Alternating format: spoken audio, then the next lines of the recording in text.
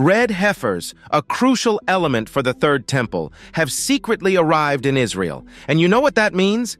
It's a strong sign that the Third Temple might start very soon. Can you imagine the excitement and anticipation? But hold on tight, because we're about to dive deep into this thrilling topic today. So in this video, let's uncover the mystery behind these red heifers and what they signify for the future of the Third Temple. The ancient Hebrew prophets foretold that in the end times, the exiled people of Israel would return to their promised land, and the temple would be reconstructed. As Ezekiel 37:28 states, "Then the nations will know that I, the Lord, make Israel holy, when my sanctuary is among them forever." These extraordinary events of the end times are now happening right before us: the prophetic return to Israel and the Third Temple. In the book of Amos, it is written, "I will bring back my exiled people Israel. They will rebuild the ruined cities and live in them. They will plant vineyards, drink their wine, make gardens, and eat their fruit. I will plant Israel in their own land, never again to be uprooted from the land I have given them." Amos 9:14-15. This passage highlights God's promise to restore Israel and allow them to flourish in their homeland. Despite skepticism from many around the world who claim that Israel's rebirth is solely the work of humans, Scripture emphasizes that God never intended to reject his people forever. In Isaiah, it is stated, "You, Israel my servant, Jacob whom I have chosen, descendant of Abraham, my friend, you whom I have taken from the ends of the earth, and called from its remotest parts, and said to you, You are my servant, I have chosen you, and not rejected you." Isaiah 41:9.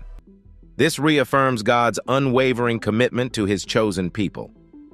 God's plan has always been to bring the Jewish people back to their land on his terms, not through human efforts alone. As foretold by the prophets, Jewish people are returning to the Holy Land from all corners of the globe after centuries of exile. Isaiah proclaims, "Do not fear, for I am with you. I will bring your offspring from the east and gather you from the west. I will say to the north, Give them up, and to the south, do not hold them back. Bring my sons from afar and my daughters from the ends of the earth." Isaiah 43:5-6. Furthermore, efforts to rebuild the Third Temple are underway, led by organizations like the Temple Institute and the Temple Mount Faithful movement. These developments align with Scripture's prophecies, indicating the unfolding of God's divine plan for his people and the restoration of their sacred heritage.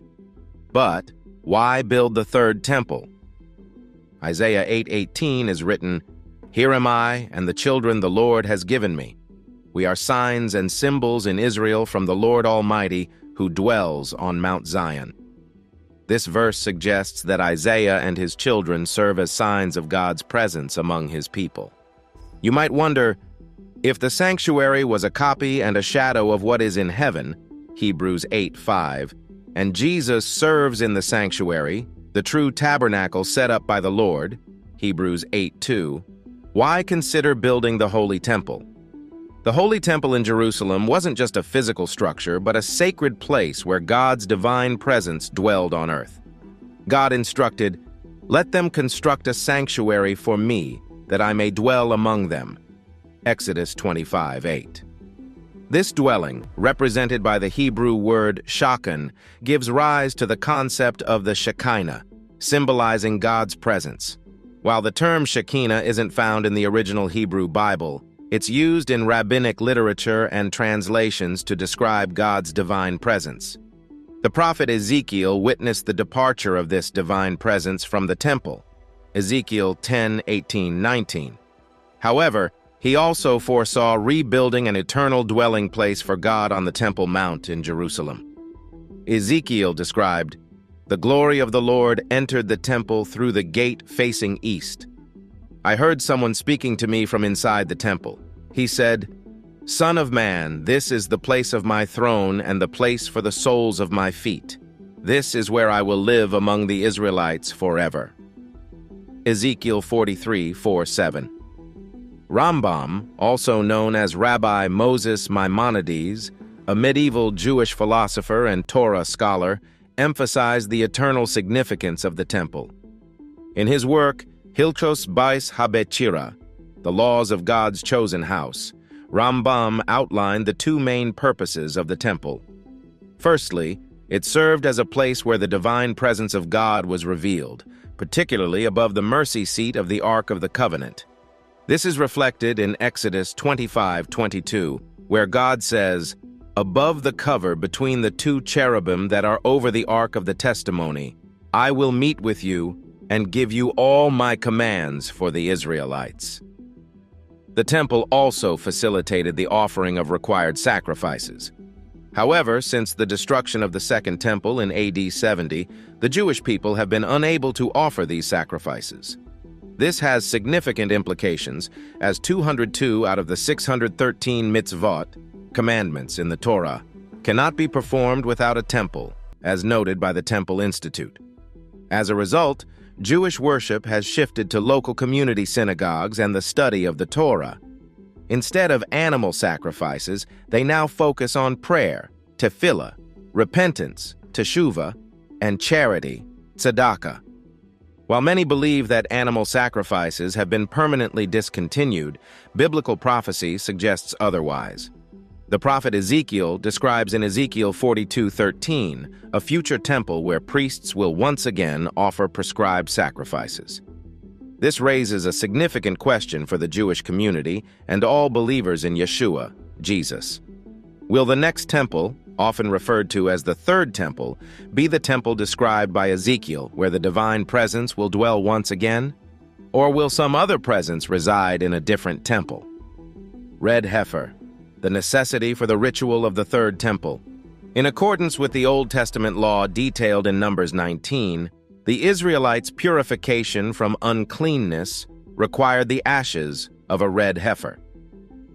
Because these ashes were essential for the purification rituals conducted at the temple, the appearance of a red heifer today has been seen by many as a sign of the impending construction of the third temple and the return of Christ. According to rabbinical tradition, 9 red heifers have been sacrificed since the time of Moses. However, since the Second Temple's destruction, no red heifers have been slaughtered. Rabbi Maimonides, a prominent Jewish scholar, taught that the 10th red heifer would be sacrificed by the Messiah himself. Recently, the Temple Institute, an organization advocating for constructing a third temple, reported that 5 flawless red heifers from Texas arrived in Israel, which many interpret as a fulfillment of prophecy and a significant step toward building a new temple. The Mosaic Law specified strict criteria for the red heifer. It had to be without defect or blemish and had never borne a yoke, Numbers 19:2. Moreover, the sacrifice of the red heifer was distinct from other offerings as it involved a female animal, was performed away from the entrance to the tabernacle, and was the only sacrifice where the color of the animal was specifically prescribed. In Numbers 19:1-10, the process of slaughtering a red heifer is described. Eleazar, the priest, oversaw the ritual outside the Israelites' camp. After the heifer was killed, Eleazar sprinkled some of its blood toward the front of the tabernacle 7 times. Then, he supervised the burning of the heifer's carcass, adding cedar wood, hyssop, and scarlet wool to the fire. The ashes of the red heifer were collected and stored in a ceremonially clean place outside the camp. These ashes were used in the water of cleansing for purification from sin. The law detailed how the ashes were to be used in purifying those who came in contact with a dead body. They were to purify themselves with the water containing the ashes on the 3rd and 7th days after contact with death. The commands regarding the red heifer foreshadowed Christ's sacrifice for believers' sins. Jesus, like the red heifer, was without blemish. He was sacrificed outside the camp, just like the red heifer, Hebrews 13:11-12. And just as the ashes of the red heifer cleansed people from the contamination of death, the sacrifice of Christ saves believers from the penalty and corruption of death. The red heifer ritual, as outlined in the Mosaic Law, was relatively straightforward. However, over time, Judaism added numerous standards and extra criteria. Talmudic tradition delves into specifics such as the type of rope used to bind the red heifer, the direction it faced during slaughter, the words spoken by the priest, the requirement of wearing sandals during the ritual, and more. Rabbinical rules outlined various disqualifications for a red heifer, including if it had been ridden or leaned on, if a garment had been placed over it, if a bird had rested on it, or if it had 2 black or white hairs, among other conditions not mentioned in the biblical text. According to the futurist perspective of eschatology, Jerusalem will have a 3rd temple. Jesus prophesied a temple desecration during the tribulation, indicating the need for a temple to exist for such an event to occur. Matthew 24:15, cf. 2 Thessalonians 2:4. If those responsible for dedicating the end-times temple adhere to Jewish law, they will require the ashes of a red heifer mixed with water for ceremonial cleansing. If a blemish-free red heifer has been found and is in Israel, this could be seen as another piece falling into place to fulfill biblical prophecy. Scripture explicitly contrasts the red heifer ceremony with the greater sacrifice of Christ. The ashes of a heifer sprinkled on those who are ceremonially unclean sanctify them so that they are outwardly clean.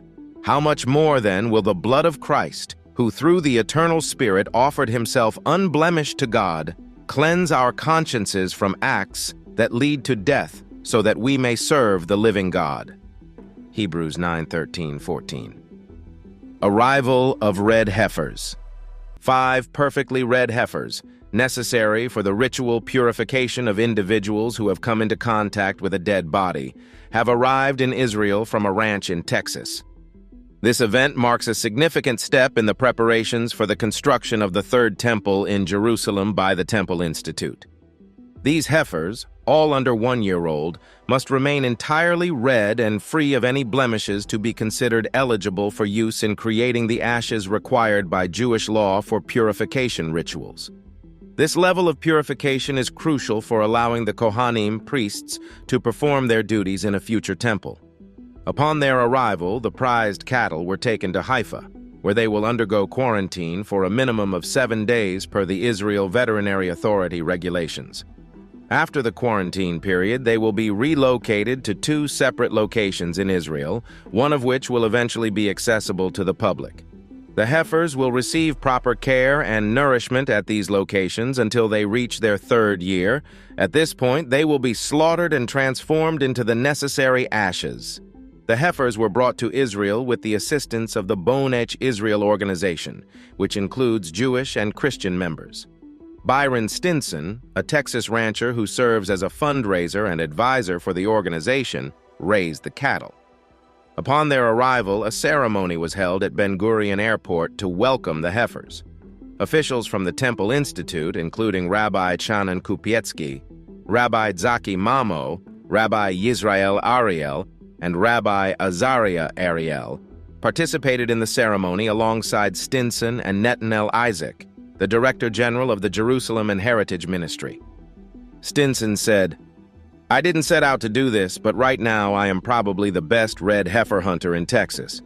He expressed his commitment to fulfilling the biblical commandment and acknowledged his role in bringing the red heifers to Israel for purification.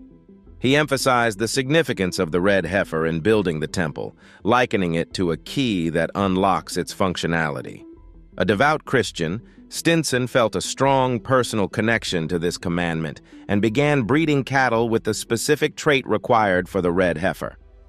Political and religious challenges to the construction of the 3rd temple. The construction of the 3rd temple encounters various challenges, both political and religious. Central to these challenges is the Temple Mount, a revered site in Jerusalem for Judaism, Christianity, and Islam. It's believed to be the original location of previous temples. However, significant Islamic structures like the Al-Aqsa Mosque and the Dome of the Rock pose a complex issue. The Temple Mount has become a focal point of tension in the Arab-Israeli conflict. Access restrictions for Palestinian Muslims and Israeli excavations nearby are contentious issues. The fate of the holy site is of great concern for Muslims, as discussions about the 3rd temple involve intricate religious, political, and cultural considerations. These factors make the Temple Mount a sensitive and challenging aspect of any plans to construct the Third Temple, the Antichrist. In the prophetic writings of the Book of Daniel and the Brit Chadasha, New Testament, a rebuilt temple in the end times plays a pivotal role. Both Daniel and Yeshua, Jesus, foretell the defilement of this third temple by the anti-Messiah before the true Messiah's return. They term this spiritual contamination within the temple as the abomination of desolation, as quoted in Matthew 24:15-16, where Jesus urges understanding by saying, "The abomination that causes desolation, spoken of through the prophet Daniel, let the reader understand, then let those who are in Judea flee to the mountains." This aligns with Daniel's prophecies in Daniel 9:27, 11:31, and 12:11. Daniel's prophecy further elucidates that the Messiah will be cut off before the temple's destruction, as stated in Daniel 9:26. After the 62 weeks, the Messiah Mashiach will be cut off and have nothing, and the people of the prince-ruler, Nagid, who is to come, will destroy the city and the sanctuary. These intertwined prophecies paint a detailed picture of the events surrounding the Third Temple, the anti-Messiah, and the ultimate return of the true Messiah. This prophecy was fulfilled in AD 70 when the temple was destroyed, merely 40 years after Yeshua HaMashiach, Jesus the Messiah, was executed on the cross. Through an extensive examination of various end-time scriptures, it is believed that the prince or ruler, Nagid, the anti-Messiah, will emerge exactly as Daniel describes. Daniel specifies that this figure will establish a covenant of peace for 1 week, typically interpreted as 7 years, yet he will break this covenant midway. In Daniel 9:27, it is written, "And he, the prince, will make," some translations say, confirm a firm covenant with the many for 1 week. But in the middle of the week, he will put a stop to sacrifice and grain offering. And on the wing of abominations will come one who makes desolate, some interpretations say, set up an idol on the wing or precipice of the temple, even until a complete destruction, one that is decreed, is poured out on the one who makes desolate. This aligns with Matthew 24:15 and 2 Thessalonians 2:4. Moreover, the anti-Messiah will audaciously declare himself to be God, as stated in 2 Thessalonians 2:4. He, the man of lawlessness, will oppose and will exalt himself over everything that is called God or is worshipped, so that he sets himself up in God's temple, proclaiming himself to be God. These prophecies provide intricate insights into the character and actions of the anti-Messiah in the end times, under construction. 2 prominent Jewish organizations, the Temple Institute and the Temple Mount and Eretz Yisrael Faithful Movement, lead the preparations for the construction of the Third Temple and the restoration of sacrificial worship. Alongside these, other groups have their own initiatives. One proposes erecting a tabernacle-style tent on the Mount, while another advocates constructing a synagogue in a corner of the platform. Chaim Richman, the director of the Temple Institute, emphasizes the practical aspect of temple construction, underlining the religious obligation to build the temple, referencing Exodus 23:8, and asserts that Jews should adhere to all 613 mitzvot, including those that necessitate a temple. Also, in his discussion of the significance of the Third Temple, he expresses profound beliefs about its spiritual and universal importance. He suggests that the temple will serve as a beacon of divine light, symbolizing the return of the Lord's divine presence to the world, which had departed with the loss of the Temple Mount. Additionally, he envisions the temple as a unifying force, reconnecting all of creation and enabling humanity to establish a direct and dynamic relationship with God, thus facilitating the realization of individual potential. However, while these aspirations hold deep significance, insights from Daniel 9:11 and the Brit Chadasha present an alternative perspective on the temple's role in prophetic events. Despite this, preparations for the Third Temple persist. Ritual garments and sacred vessels have already been meticulously crafted, including the iconic golden menorah and Levitical musical instruments such as silver trumpets, lyres, and harps, intended for worship akin to that of King David over 3 millennia ago. 1 Chronicles 23:5. The Temple Institute School is engaged in a unique endeavor, training certified Cohen, who are DNA-tested descendants of the high priest Aaron, to fulfill the sacred duties within the temple. This meticulous training ensures that individuals with the appropriate lineage and qualifications are prepared to carry out the intricate rituals and responsibilities prescribed by tradition. Furthermore, a crucial element in the preparations for temple service is breeding the red heifer in Israel. This specific breed of heifer is designated for sacrifice in a ritual purification process essential for priests and sacred vessels. By undergoing this purification, they become ritually clean and are thereby enabled to enter the holiest of holy areas, considered the most sacred space on earth according to Jewish tradition. So what do you think of the red heifer's arrival in Israel? Comment below and subscribe for more.